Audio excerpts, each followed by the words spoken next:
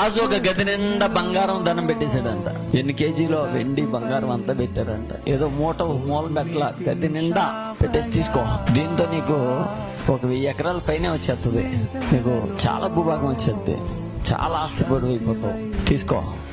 కానీ ఒక మాట, భూమండలాన్ని కప్పుకుంటూ వస్తున్నారే ప్రజలు, వారిని నువ్వు శపించు, నేను వెళ్ళి యుద్ధం చేసి చాలా కొట్టేసి వచ్చేట. అది కాన్సెప్ట్. నువ్వు మాట పలికితే చాలు వాళ్ళలో బలహీనత వచ్చేస్తుంది, నేను వెళ్ళి వాళ్ళ మీద పడిపోతా.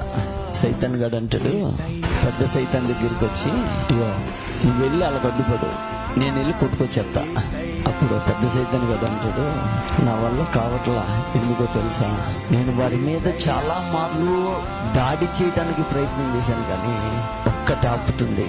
అదేంటో తెలుసా, నజరేయుడైన యేసయ్య హస్తం. ఆ చెయ్యి దాటి నేను వెళ్ళలేకపోతున్నా, ఆ చెయ్యి దాటి వారి మీద నేను దాడి చేయలేను, వారిని నేను ముట్టలేను.